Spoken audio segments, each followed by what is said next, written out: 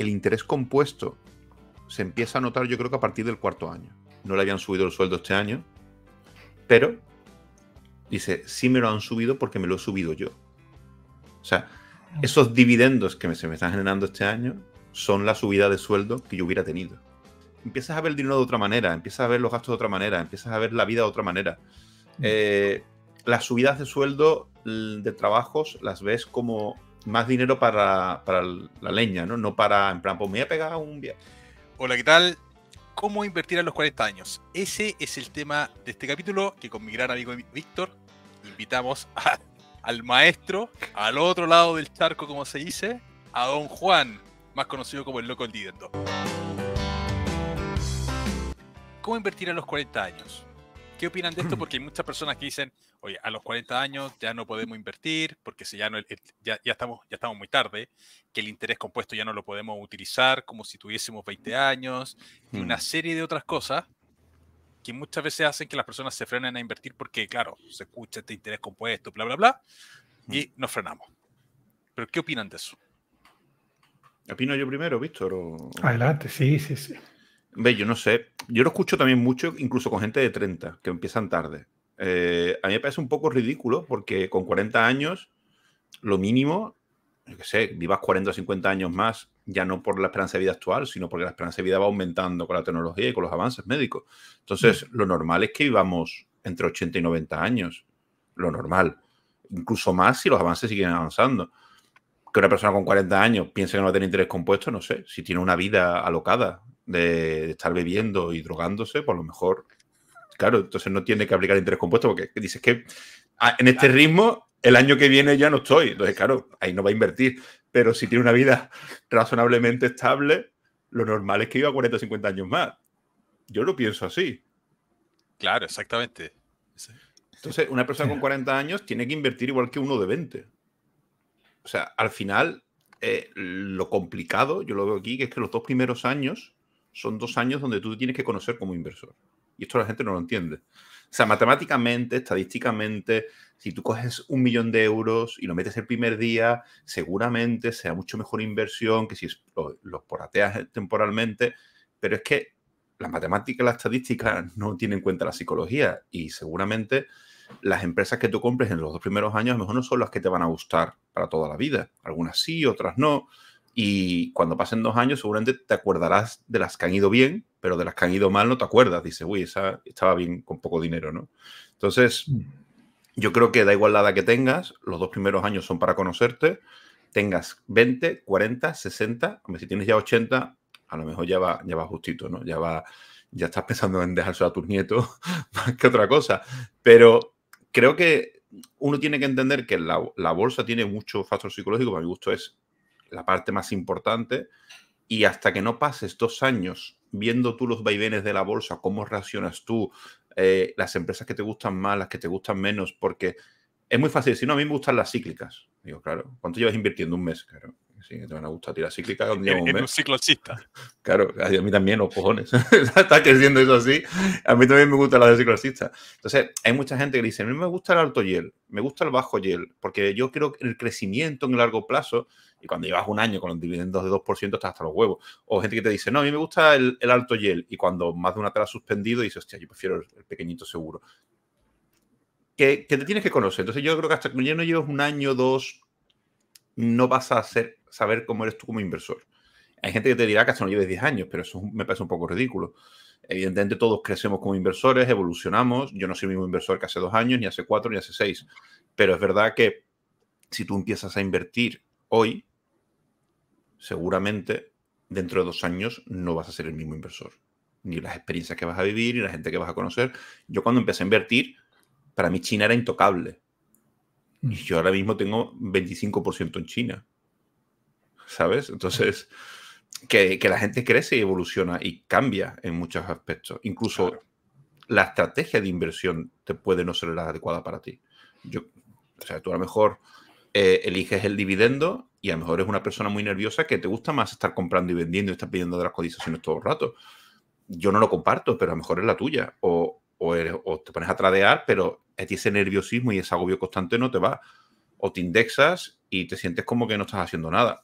te tienes que conocer. O sea, comparto plenamente lo que dice Juan, que efectivamente uno se tiene que conocer, que uno puede cambiar, pero aparte de eso, si yo pienso en los 40 años, efectivamente hoy día vivimos mucho más que antes, y ya, los primeros años es cierto que uno no ve muchos resultados, los primeros 5, 7, incluso hasta 10 años, a veces entre que te definiste, que fuiste probando, que estás viendo recién cómo esto empieza a tomar forma, pero más o menos al 10º ya, 20 años. O sea, si partes a los 40, todavía ni siquiera estás jubilado. Entonces, queda mucho tiempo todavía. De repente, hay como una edad perdida. Fíjate que mi esposa habla de como el eslabón perdido, que es, claro, como entre los 30, 35 hasta los 60, como que las personas viven en un piloto automático, porque ya hicieron carrera, encontraron trabajo, tuvieron los hijos, ya tienen la casa, todo, y de repente como que desaparecen. Y luego como que con los 55, 60 se empiezan ya a preocupar del tema de la jubilación. Pero no nos damos cuenta que en ese periodo hay 20 años entre medio. Y eso es mucho tiempo. Entonces, claro, uno dice 40 y no se imagina que le quedan 25, 20 años para jubilar. Entonces, es harto tiempo. Y en ese tiempo se ven resultados. Y eso yo creo que la gente lo tiende a subestimar. Sí. Oye, complementando con esto, lo que mencionaba Juan, de los primeros años son de errores. Lo más común es equivocarse si al final uno nos nace aprendiendo a invertir. No nace con ese conocimiento de cuna. Entonces, obviamente, al principio, como cualquier cosa, uno se va a equivocar. Cuando aprendemos a andar en bicicleta, nos caemos, ¿vale? Entonces, acá es lo mismo, hay que aprender. En esa línea, Juan, tu sugerencia sería partir con poco dinero, entonces. Sí, a ver, claro, yo, por ejemplo, cuando me he sentado con gente que me han venido, mira, el otro día en la queda de Cantabria, un chico, le mando aquí un abrazo, que era anestesista, me lo comentaba, que él tenía un gran patrimonio, que ahorraba una gran cantidad de dinero, que había descubierto esto hasta hace relativamente poco y que estaba bastante agobiado, ¿no? Porque decía, es que he metido todo en una cuenta remunerada, pero yo me siento como que he perdido mucho el tiempo, me quiero retirar joven, tengo dinero suficiente para retirarme joven, ¿qué hago? Me empiezo a disparar fuerte. Y yo lo que le dije lo mismo que he dicho aquí, es que los 2 primeros años son para conocerte. Dije, mira, ¿tú cuánto puedes ahorrar? Me dijo una cantidad. Y le dije, pues mira, métele un poquito más. Yo lo que recomiendo es, si es mucha cantidad, mejor un poco más. Si es poca, para mejor el doble o el triple de lo que tú ahorrarías normalmente. Y vamos a hacer un ejemplo práctico, con datos falsos. Una persona, voy a decirlo en dólares, que ha ganado $3.000 y puede ahorrar $1.000, ¿vale? Y tiene además $500.000 por lo que sea, porque lo ha heredado, porque lo ha ahorrado, porque ha atracado un banco, o lo que sea, el blanqueo de capitales, lo que sea, tiene $500.000. Entonces, esa persona no va a meter los $500.000 en la primera empresa que vea, porque va a estar arrepentido toda su vida por haber comprado esa empresa y le va a pesar un huevo en la cartera. Eso conocemos muchos casos, ¿no? Con cantidades más modestas, pero lo sabemos. Pues yo lo que diría a esa persona es, oye, no metas $1.000 al mes, mete $3.000, $4.000 y todos los meses y por lo menos los 2 primeros años hasta que tú te vayas conociendo. Que hay una caída como el 2020, mete más, obviamente, pero vas viendo cómo tú eres como inversor. Y cuando vaya pasando 3, 4, 5 años, esos 500.000 irán cada vez siendo menos porque lo meterás en una cuenta remunerada y aunque te generen algo, tú vas a ir cogiendo más y poco a poco vas moviendo una cosa al lado a otra. No porque matemáticamente sea mejor o estadísticamente sea mejor, seguramente sea peor hacerlo así, sino por la parte psicológica. Porque seguramente tus primeras empresas, que hay gente que, y tienen mucha más suerte que lo que tenemos nosotros, que hace mi curso, que hace el vuestro, que aprende, que lee, que ve vídeos. Entonces ya tiene un conocimiento de base que, Álvaro, tú y yo empezamos en esto, aquí no había nada, esto era todo desierto. Entonces era dándonos hostias. Entonces, evidentemente la gente ahora llega más preparada a la inversión, pero creo que aún así, yo creo que es poco, lo primero que tienen que hacer es invertir poco, hasta que sepan cómo son. Y eso va acompañado del construir el hábito. Porque claro, si me llegan 500 de golpe, lo hago una vez, no desarrollé ningún hábito. En cambio, como esto es un proyecto a largo plazo, algo súper importante es también la consistencia y cómo logro mantener eso sostenidamente en el tiempo. Entonces, es mucho más fácil hacerlo con montos más pequeños, ir construyendo el hábito y después llega un momento donde ya es automático, o sea, uno casi ni lo piensa, ya deposito al broker, voy viendo que está barato, que no, compro y listo. Entonces también ayuda mucho a desarrollar ese hábito que va a quedar para siempre. Incluso ludopatía, ¿no? ¿No? Yo he conocido gente que alcanza la IF y no dan el salto porque tienen el gusto de que todos los meses meten una cantidad en el broker y compran. Y ese momento de ludopatía, si dan el salto, se reduce. Porque si tú ahorras, imagínate, 3.000 euros y tienes 3.000 euros de dividendos, pues a lo mejor puedes dar el salto. Pero claro, ya si das el salto, ya no puedes meter 6.000 euros todos los meses a la inversión. Entonces ya metes mucho menos. Y estabas acostumbrado a compro esto, compro lo otro, ahora compro 1.000 aquí, 500 aquí. Acá a lo mejor tienes que meter 200, 300 euros y es como, hostia. Un momento de ludopatía también. Ese es un componente bien complejo de dar el salto, precisamente porque tienes que romper un hábito que era el de estar ahorrando, reinvirtiendo, y ahora tienes que empezar a consumir. Y esa parte, psicológicamente, es muy difícil hacerlo. Cuesta y a veces uno recula. A mí me ha pasado, oye, llegan los dividendos y este dividendo hay que usarlo. No. Y a veces dan ganas de comprar cuando estamos viendo algo barato, pero bueno, ya eso es otra historia. O sea, yo creo que ese hábito, que es verdad que hay que tenerlo y está muy bien adquirirlo al principio, luego al final es malo. Luego, algo que es muy bueno al inicio, al final se vuelve... Y yo he conocido gente que te dice, creo que tengo un componente de ludopatía, sobre todo al final. Al principio, no, pero al final, cuando llevas 20, 30 años invirtiendo, hostia, ahora decirte, no, mira, es que ahora vas a invertir mucho menos porque de lo que vives de tus dividendos, lo que te sobra al final de año es lo que vas a invertir. Uf. Complicado, ¿eh? Sí, es complicado. Es súper complicado. Oye, volviendo a la parte inicial, lo más común es que las personas vayan, es que no tengan un monto grande, sino que vayan mes a mes ahorrando. Entonces, lo más común es que partan con poco en ese sentido. Yo no estoy tan de acuerdo. Yo creo que eso sería lo ideal, que alguien entre aquí sin nada y que adquiera el ahorro, que le enseñemos a ahorrar, que le enseñemos a quitarse las deudas. Pero vamos a ser claros, el que llega a nosotros, la mayoría de las veces, es una persona que tiene una gran capacidad de ahorro.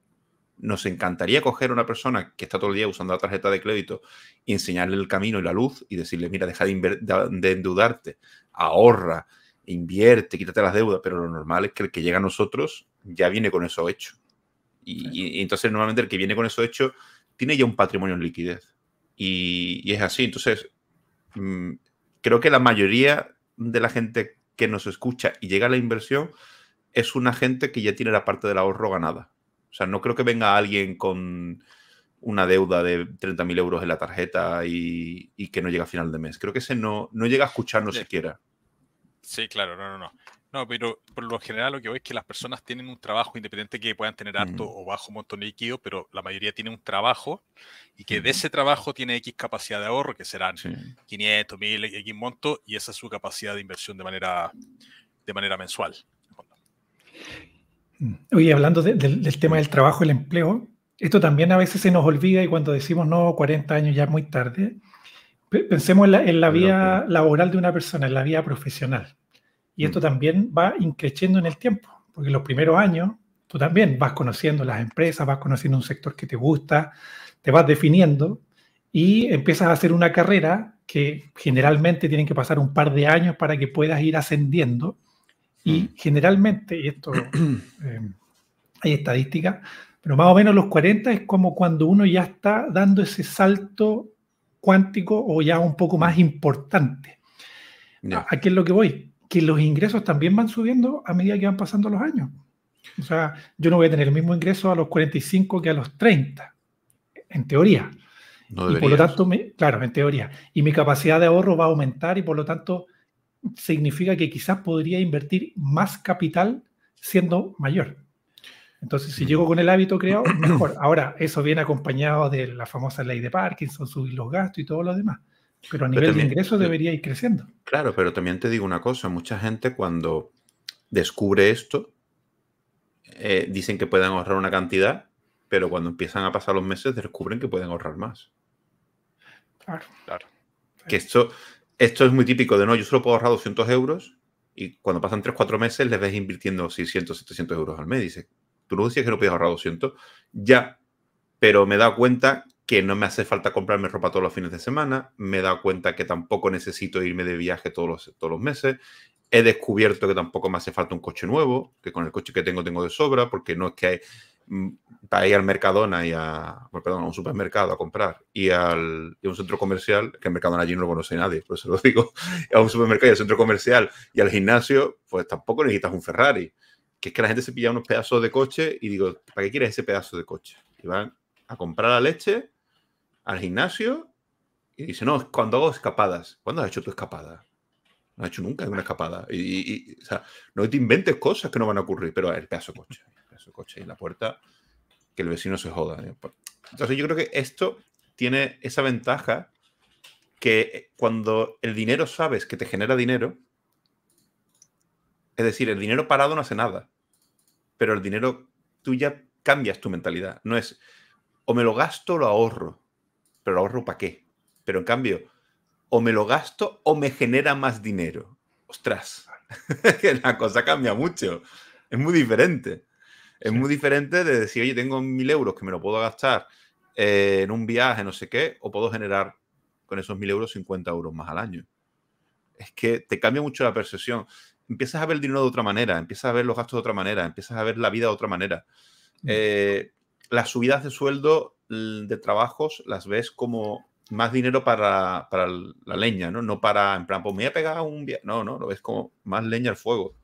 Y tienes una mentalidad muy diferente. Mira, mi cuñado, que vosotros no lo conocisteis este año porque no vino, pero el año pasado vino a la jornada de Valencia y lleva ya un añito invirtiendo.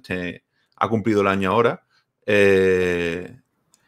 Él me comentaba que había tenido un tema que otros años le había molestado porque no le habían subido el sueldo este año, pero dice, sí me lo han subido porque me lo he subido yo. O sea, esos dividendos que se me están generando este año son la subida de sueldo que yo hubiera tenido. Exacto. Y eso es así. Sí. Claro, ese punto es relevante porque a veces uno dice, oye, esta persona ahorra 30, 40% del ingreso. Esta persona que alcanza la IF ahorra 30, 40, 50% del ingreso. Eso es imposible que lo pueda hacer. Claro, lo que no estamos considerando es que los dividendos son parte de ese ingreso y que al estar reinvirtiéndose naturalmente, tu capacidad de ahorro total sobre tu ingreso total está aumentando. El interés compuesto. Permanentemente. Pero porque el ser humano es incapaz de entender el interés compuesto porque es geométrico, no es exponencial y somos personas que piensan de forma aritmética, ¿no? Esto pasa mucho en Twitter, en redes, que cuando alguien quiere criticar la IF, dice, para ser IF hacen falta 500.000 euros o 600.000 euros. ¿Cómo vas a conseguir tus 600.000 euros? Y digo, a ver, es que a 600.000 euros de valor de la cartera, pero yo a lo mejor no he metido 600.000 euros, a lo mejor he metido 3 veces menos. Exacto. Y eso se cambia la película. Claro, ya te viene uno. Bueno, y la inflación, coño, pero si hay inflación, la bolsa también subirá. No podemos jugar con trampas, ¿sabes? Entonces, la gente omite ciertas cosas para criticar esto y claro, la forma de criticar esto es aprovechando los vacíos mentales de la gente. Y claro, teniendo en cuenta de que el mundo de la inversión está lleno de vendehumos, de estafadores y tal, es muy difícil para una persona novata separar el grano de la paja. Entonces, cuando llega a esta situación de, oye, mira, hay que invertir, hay que ahorrar, hay que coger interés compuesto, es muy difícil que alguien nos escuche, Álvaro. Aparte que justamente relacionado a eso pasa algo que todo esto es como teoría, es como una esperanza, una ilusión. Tú dices, no, voy a ahorrar 500 euros todos los meses y la teoría me dice, las simulaciones, alguien me contó que voy a tener 600.000, no sé, en 10, 15 años. Entonces, como no tienes ese resultado palpable al inicio, es difícil convencerse de que esto funciona. Y ahí ustedes tienen una gran ventaja en España, que hay una gran comunidad de personas que ya han alcanzado esta independencia financiera y te pueden validar y demostrar que efectivamente se puede. Aquí yo creo que todavía estamos atrasados en ese sentido. Yo pensaba también que vosotros erais más en Chile que en España. O sea, que al final yo creo que la percepción desde fuera, ¿no? Siempre se tiene esa sensación de que lo de fuera siempre es mejor que lo de dentro. Porque yo, por ejemplo, veía a Álvaro, el curso de Álvaro, toda la gente que se apunta y tal, y dice, guau, ¿qué comunidad tienen en Chile? ¿Cuánta gente hay? Y luego llega vos y dices, guau, ¿qué comunidad tenéis aquí de grande? Y digo, a ver si somos los dos muy chicos y no estamos viniendo todos muy arriba. Claro, claro. A ver, yo creo que lo que has comentado tú está muy interesante, Víctor, porque el interés compuesto se empieza a notar, yo creo que a partir del 4.º año. O sea, una persona que lleva 4 años invirtiendo y ahorrando, el primer año nota un poquito, el segundo año nota un poquito, pero a los 4 años ya ves como la bola de nieve va gordita. Se hablaba, ¿no?, de los primeros 100.000 euros o los primeros 100.000 dólares. Siempre se ha dicho eso, ¿no? Esos 100.000 dólares, 100.000 euros, es como... Son psicológicos, porque depende de los de cada uno, pero ya es como que la bola de nieve ya empieza a ir sola, ¿no? Porque, claro, si una persona ahorra, imagínate, 1.000 euros al mes y ya tiene una cartera de 100.000, sus 1.000 euros invertidos ya no afectan tanto a la cartera como la cotización diaria. Entonces, claro, ya, o sea, una cartera sube un 1% y ha subido más de lo que has metido tú a lo mejor. De hecho, hay algunas reglas financieras de más o menos una persona que invierte 1.000 euros mensuales al año 10 APP, entre el año 10 y año 12, dependiendo del dividend yield inicial y una serie de factores, podría estar recibiendo aproximadamente 1.000 euros al mes. Sí. ¿Sí, tú conocías esos parámetros, Juan? Sí. Yo lo dije en una reflexión, lo puse en un short y es uno de los shorts más vistos de Instagram. ¿Del canal? Sí, de Instagram. Creo que los shorts se ven más en Instagram que en YouTube, pero pasa. Y me hace mucha gracia porque lo que hay son comentarios de gente diciendo que cómo... Entonces te hacen los cálculos sin aritmético, ¿no? Te dicen, si yo meto 1.000 euros todos los meses, en 10 años, y te lo hacen como que no se generase nada, ¿sabes? O que no tuviera rentabilidad. O te dicen, en mi banco me dan un 2. Claro, en mi banco me dan un 2. ¿Cómo vas a sacar tú más de un 2 que mi banco? Que mi banco son profesionales. Entonces, claro, es triste, pero muchas veces con el tema del interés compuesto yo creo que hacemos poca docencia, ¿no? Porque al final casi todos los canales que hablamos de bolsa o nos centramos ya en empresas concretas que ya estamos hablando con la gente que ya está metida, o nos centramos ya muy en la parte novata, ¿no? Cómo funciona el dividendo y tal. Y yo creo que el interés compuesto es la parte más importante en este tema. Y creo que se habla poco. Y yo, por ejemplo, fue un chaval a un programa de Radio General y yo se lo critiqué en un directo porque dije, tío, te han cogido... Si tú vas a un canal general, no puedes dejar de hablar del interés compuesto. El interés compuesto tiene que estar en tu boca todo el rato. Porque aparte le cogieron con la tontería esta de los 500.000 euros. Él no cayó lo del interés compuesto porque no entendió eso y le pillaron ahí, ¿no? Y yo creo que pasa muchas veces, ¿no? Yo he tenido la suerte de que ya he ido a 2 canales generalistas aquí en España. Fui a Canal Red y ahora he ido a Negocios TV. Y creo que tenemos que ir a sus sitios, por lo menos si son en directo. Si no son en directo, hay que tener más cuidado. Bueno, esto no es en directo tampoco, pero bueno, yo de ti me fío, Álvaro, no me hagas sin corte aquí. Aquí no hay cortes ahí. Es un falso directo. No, pero por ejemplo, cuando vas a un canal que no conoces, sobre todo generalistas, te la juegas, ¿no? A nosotros nos llamó a Josan y a otro canal generalista que al final nos fuimos porque era grabado. Y eso no nos gustaba. O sea, pero yo creo que al final el tema de interés compuesto, que es lo que estaba diciendo, es importante. Yo creo que tendríamos que hacer más docencia, más hincapié, porque es la clave de la inversión. Es el principal punto, ¿no? Que si tú metes algo, ese algo genera dinero, ese dinero generado más lo que has metido genera dinero, más tu nuevo ahorro, que también genera dinero, todo eso genera dinero, que también se mete y genera más dinero. Y claro, eso es muy difícil de entender. Claro. Y que la empresa genera más dinero, además. Es que además la empresa te puede subir el dividendo. Claro. Entonces, claro, si tú ya no solo tienes el dinero que te ha generado la inversión, sino que además la empresa sube el dividendo y tú además tienes más ahorro, es una bola de nieve. Una bola de nieve cada vez más gorda, más gorda. Claro. Y por eso te decía que al inicio no se ve, entonces como que la gente no lo entiende. Pero efectivamente, después de 4, 7, 10 años, tú lo ves y viene con una fuerza grande. Arrolladora. Si una persona partiese hoy día, a los 40 años, Si tú, Juan, participes en el punto, ¿por tú cuántos años tienes? ¿37? Volviendo al tema, ¿no? Que yo lo he llevado por todos los lados que me ha dado la gana. No, pero perfecto. Pero la pregunta está. Si partieses hoy día, a la edad que ambos tienen, ahora pues tienen 37, con lo que saben hoy día, ¿cuánto creen que se demorarían en llegar hasta IF? Es que depende mucho de la capacidad de ahorro. Es que yo, por ejemplo, yo he tenido 2 años ahora maravillosos aquí en Badajoz, porque aquí en Badajoz he ahorrado lo más grande. Claro. Es que depende mucho. Yo, por ejemplo, ahora si me vuelvo ahí a Madrid, que no sé todavía el destino de mi chica, a ver dónde acabo, pues no depende de uno, no depende de mí, entonces depende de lo que le toque, entonces se me alargará ahí el IF. Yo creo que depende de muchos factores. Si me pasase ahora y si me quedase aquí en Badajoz, sería muy sencillo obtener lo que he tenido ahora. Yo tuve 2 momentos que han compensado uno con el otro. Uno fue los inicios míos. Yo, por desgracia, no tenía el contenido que existe ahora en redes.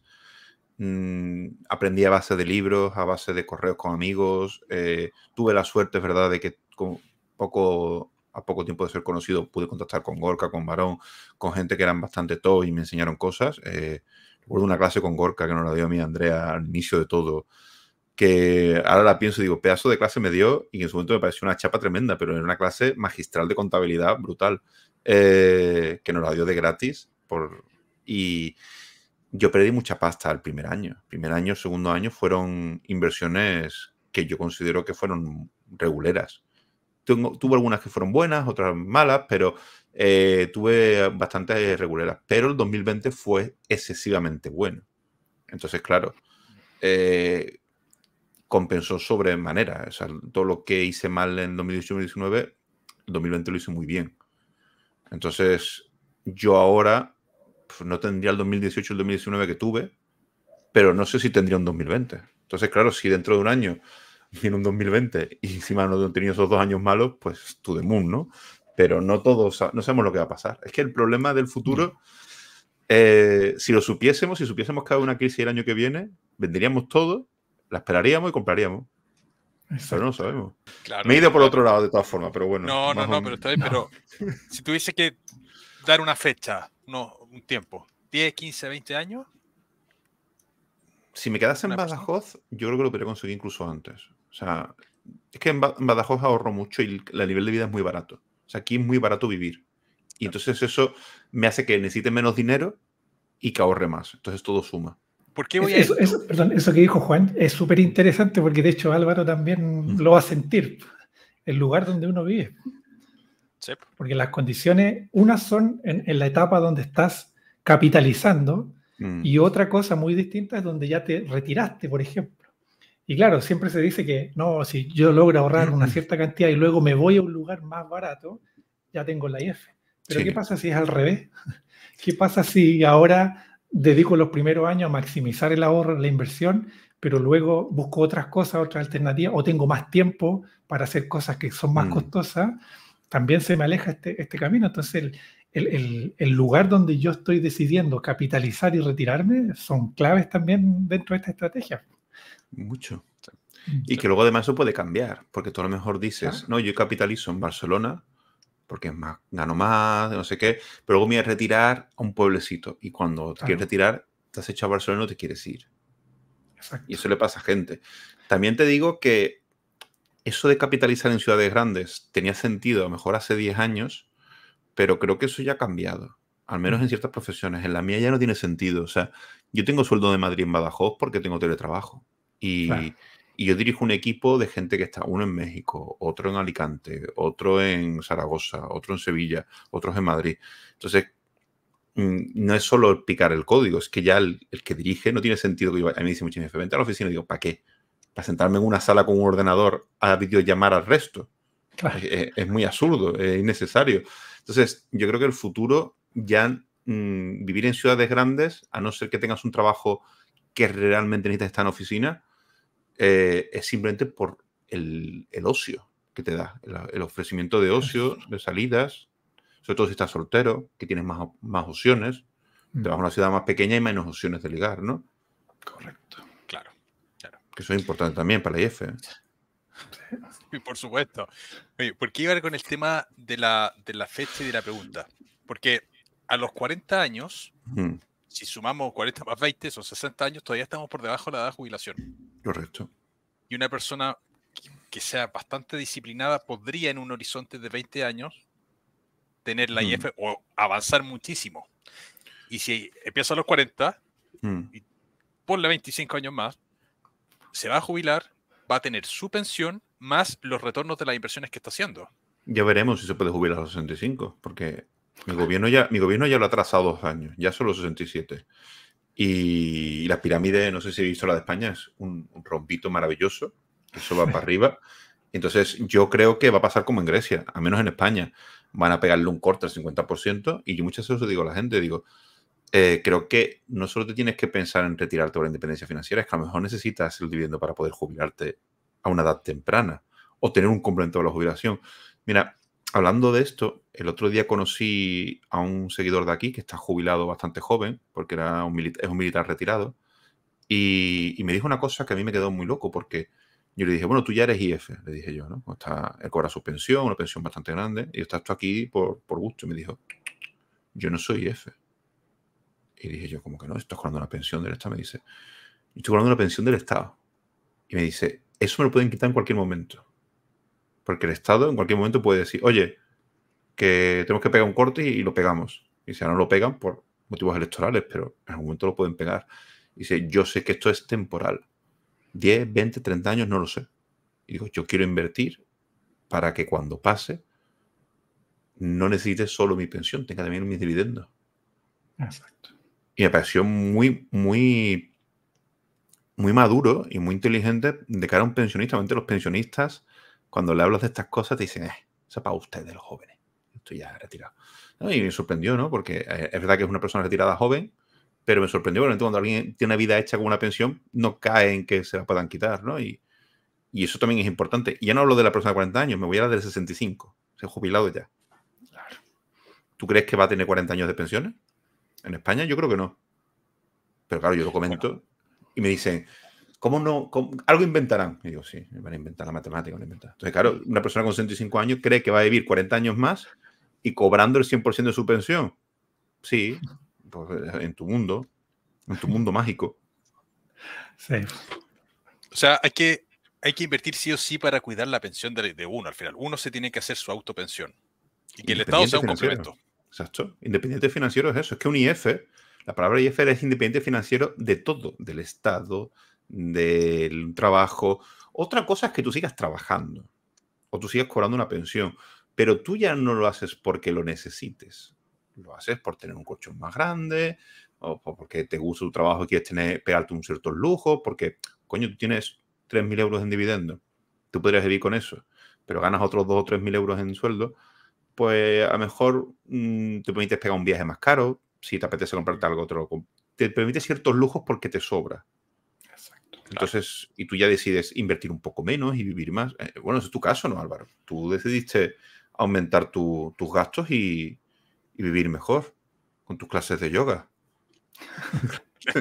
Exactamente. Oye, ahora son 2 a la semana. Ahora son 2. ¿Son 2 a la semana? No, eso está muy bien. No pensé a la semana. Es muy importante. Hay que cuidar. Juan, tú hoy día fuiste al gimnasio, ¿no? Yo he ido al gimnasio después de 21 años. Ya.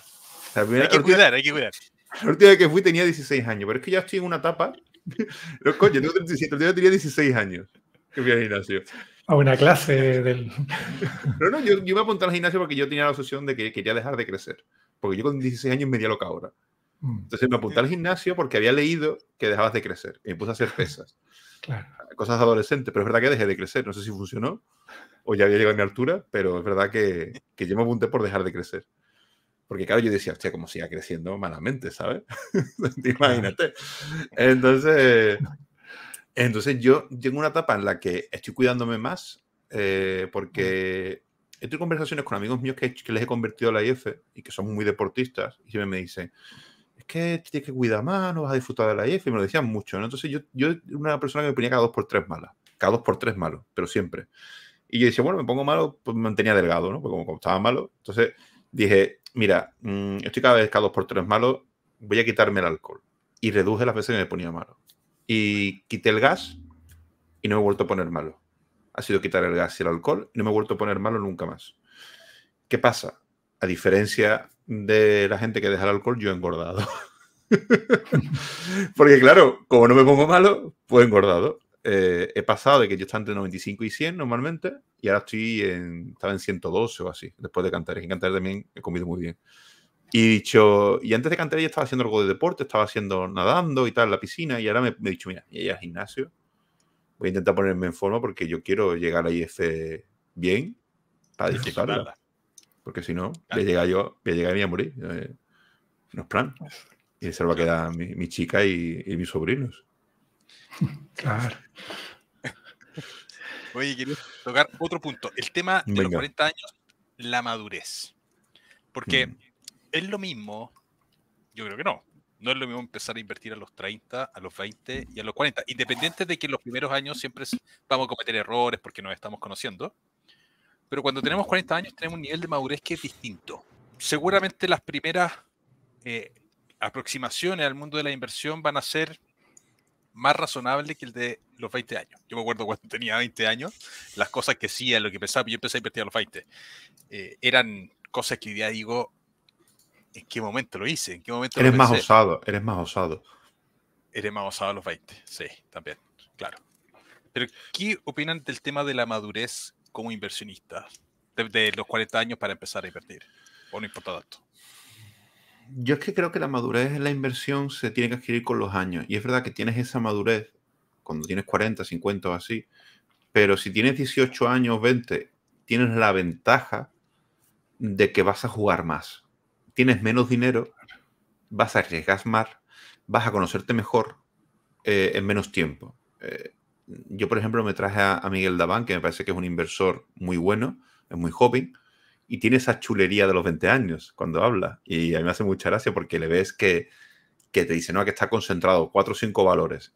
Y yo siempre pienso, cuando escucho eso a los chavales que tienen, que no lo digo por criticarlo a él, que Miguel a mí me cae muy genial, sino que cuando tienes 20 tantos años que vas a tener invertido 10, 15.000 euros como mucho, o menos, que vas a tener 5.000 euros. Hombre, si tienes 5.000 euros, tienes 5 empresas, a ver, con todo el respeto del mundo, no estás concentrado, es que tienes poco dinero para invertir.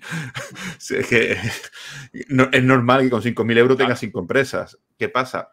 Que no, es que yo estas empresas las conozco muy bien, he mirado todas sus cuentas, he mirado todo muy bien, sé todo. Digo, bueno, está muy bien concentrarse hasta que te llevas una hostia.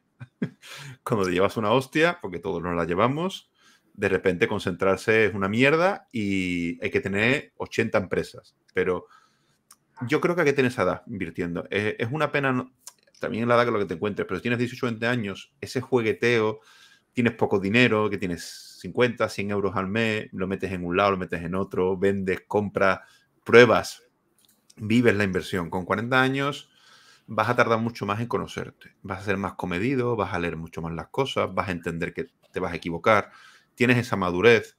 Creo que tardarás más en conocerte como inversor, pero es verdad que solamente cometas menos cagadas.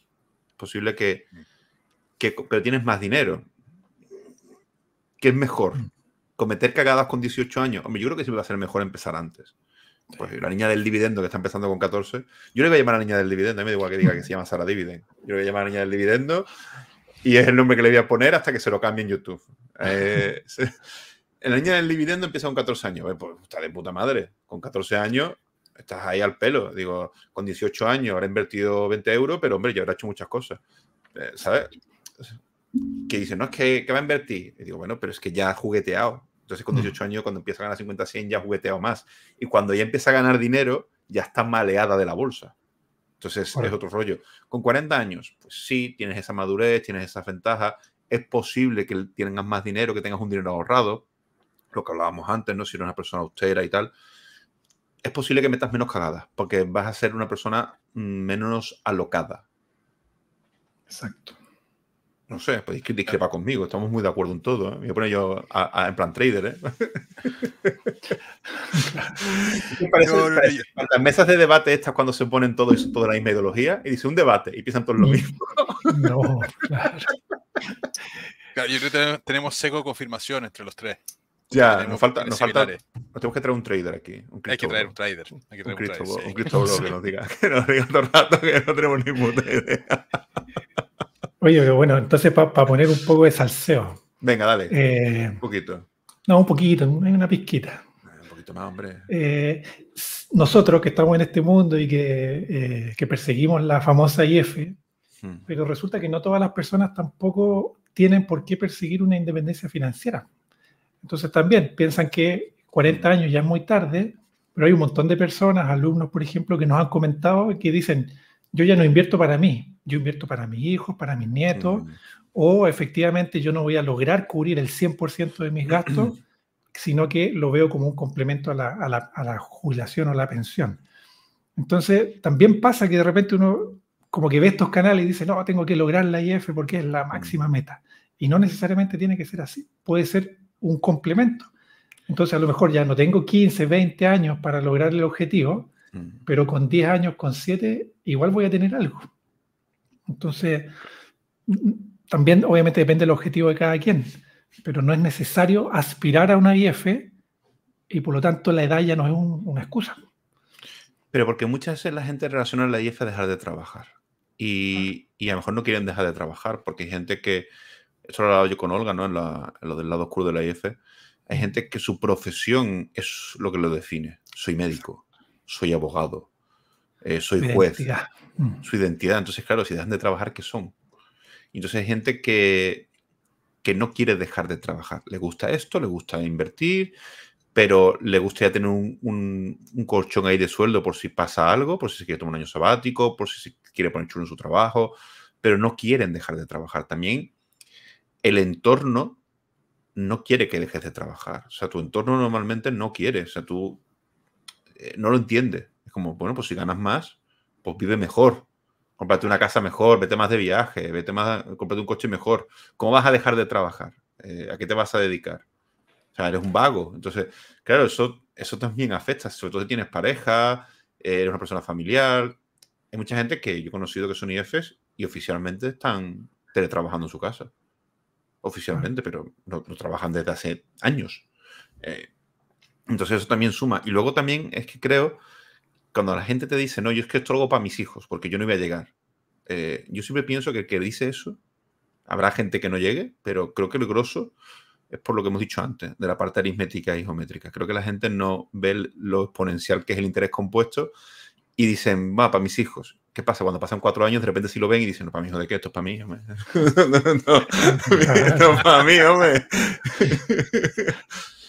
Claro. De hecho, es súper complejo el tema del interés compuesto, porque cuando uno se pone la meta financiera y dice, ya, esos 500.000 euros que tú mencionaste, Juan, que decía esta persona, y uno piensa, bueno, ¿en qué momento estoy en la mitad de ese camino? ¿Cuando tenga 250.000? No. Más o menos con 120.000 estás en la mitad del camino. Por el efecto exponencial. Es más o menos con un cuarto ya estás en la mitad del camino. Eso es muy difícil de entender. Pero si la meta es 500.000, ¿cómo la mitad es 120.000? ¿De dónde estudió matemática este? Bueno, el efecto compuesto de esto. Mira, hace poco, yo sabéis que yo tengo mi cartera publicada en Twitter y en Instagram la pongo a veces. Y yo no hablo de cantidades, en privado sí, amigo, no sé si vosotros he hablado de cantidades, pero, o no ha surgido, pero sí, no. O sea, yo amigos sí lo enseño y tal, pero que entre amigos, o sea, no me importa, ¿no? Pero no lo cuento en redes porque creo que hago más mal que bien, ¿no? Porque el que tenga más que yo pensará que esto no es para él, y el que tenga menos también pensará que no es para él, ¿no? Entonces, al final creo que creas un efecto distorsionado, ¿no? Entonces, siempre hay la cosa de averiguar mis cantidades, ¿no? Entonces, la gente intenta calcularlo a base de los porcentajes que tengo en la empresa, ¿no? Entonces, me hace mucha gracia porque al final dice uno, bueno, yo más o menos puedo saberlo por lo que valen los paquetes de China, ¿no? Que valen 2, 3, 4 mil, pero no sé los paquetes que yo he comprado. Y dice, sí, pero entonces tienes 200, 400, 600. Y digo, claro, sí, 800, o sea, tú puedes ir sumando, o sea, un múltiplo te dará. Entonces, me hacía gracia porque haters míos siempre dicen que tengo poco dinero, es lo típico, ¿no? Entonces, claro, yo siempre digo que voy a medio camino. Yo estuve diciendo hace poco que estuve ya a medio camino. El año pasado dije que estaba a medio camino, por lo mismo que tú dices, ¿no? Pues ya tienes la cuarta parte y tal, un poquito más de la cuarta parte. Y me hizo eso porque uno calculó a abuela pluma 200.000 y algo, y yo no contestó nunca ni que sí ni que no. Y me hizo gracia porque el resto empezó a decir que si hacen falta 500.000 euros, yo no tenía los 250.000, según esa buena pluma, y que estaba engañando a la gente. Yo digo, creo que si tuviese esa cantidad y yo me fuera a retirar con 500.000, estarían más por encima de la mitad. O sea, que es ridículo. Pero luego también es muy gracioso los 500.000 euros porque se ha convertido como en la cantidad que hace falta para retirarse y yo a lo mejor necesito más o necesito menos. Porque no es lo mismo que tengas tu casa pagada a que tengas que pagar un alquiler. No es lo mismo que heredes que no heredes. No es lo mismo que vivas en una ciudad que en otra. Yo creo que en Badajoz necesitaría menos de esos 500.000 euros. En Badajoz. Pero en otra ciudad más grande, sí. Otra cosa es lo que necesito y otra cosa es con lo que yo esté cómodo retirarme. Porque yo tengo ese compuesto de ludopatía. Yo necesitaría, para retirarme, poder seguir invirtiendo la mitad de los dividendos. Porque si no, no estaría tranquilo. O sea, yo creo que si yo no pudiera seguir estando jugueteando en la bolsa, yo creo que sería infeliz. Y yo, como lo sé, yo necesito tener el doble para que yo al final de año diga, guau, esto sigue creciendo tu demo. Pero si no, no podría. O sea, yo si no, yo me sentiría mal. Yo necesitaría seguir, yo necesito que la bola de nieve siga. Es un poco ludopatía, pero yo lo tengo asumido. Soy consciente de mi realidad. Bueno, muy importante conocerse. Es fundamental, en toda inversión es fundamental conocerse. Y ese aspecto que a veces suena como medio esotérico, termina siendo uno de los aspectos más importantes de la inversión. Oye, ¿tú te conoces o no te conoces? ¿Sabes cómo vas a reaccionar en las caídas? O sea, hay un montón de factores esotéricos que son los centrales. Entonces, claro, todas las personas quieren saber, o muchas personas quieren saber, mejor dicho, oye, ¿cuál es la próxima acción? To the moon. Pero ¿y dónde está el trabajo interno que tenemos que hacer en este viaje para conocernos y saber eso? Una persona que esté partiendo con 40 años, ¿acciones de crecimiento o dividendos? Acciones. Me gusta que yo intento irme y tú me coges y me dices, Juan. Sí, Juan, allí de vuelta. Pues yo creo que como se conozca a la persona. Dividendos crecientes tienen sentido cuando la persona le gusta que la empresa siga creciendo, y vacas lecheras cuando quiere tener dividendo ya y él invertir en otras empresas, en otros descubrimientos. Yo creo que eso depende mucho de la persona y del momento como eres como inversor. Hay momentos en los que uno quiere más vacas lecheras. A ver, lo coherente, lo matemático es, da igual la edad que empieces, primero dividendos crecientes y cuando te retires vacas lecheras. Eso es lo matemático. Eso es lo que más interesante es, porque tú empiezas con dividendos crecientes porque el interés compuesto te va a ayudar y cuando ya te estés a punto de retirar, interesa más vacas lecheras. ¿Qué pasa? La matemática es muy bonita, pero la parte psicológica es más importante. Entonces, cuando empiezas, es verdad que las vacas lecheras ayudan mucho psicológicamente. Si tú metes 1.000 euros y en vez de 20 euros cobras 60 o 70 euros, eso refuerza mucho el camino. Yo entiendo que al principio gustan las vacas lecheras. Yo siempre digo que lo suyo es el mix. Un poquito de dividendo creciente, un poquito de vaca lechera, un poquito de logista, un poquito de Louis Vuitton, un poquito... Puedes tener de las dos cosas, igual que diversificamos, y si estás en el mix. Pero yo respeto todas las opiniones. Tú ahora mismo estás en vacas lecheras, por lo que dijiste en mi canal. No sé si sigues el mismo camino, Álvaro.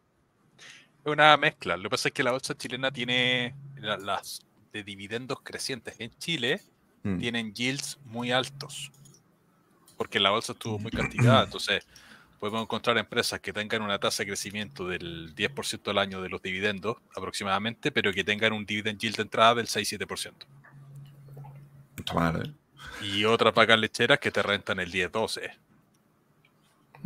Está muy bien. Entonces parece claro, China aquello, ¿eh? Claro, bueno, nos parecemos nombres. Siempre el pasto del vecino es más verde. ¿Y tú, Víctor, qué estás? ¿Dividendos crecientes o vacas lecheras? Yo me fui más lechera al inicio. Y ahora ya he ido... Yo me concentré mucho en algún momento porque estaba extremadamente barato. Y ahí me fui por lechera. Claro, yo tuve... Imagínate, yo tuve dividend yield de más del 50% en algún momento. Entonces empecé a reinvertir así. Y ahora que ya la bolsa ha ido subiendo, he ido normalizando ya con otras cosas. Claro.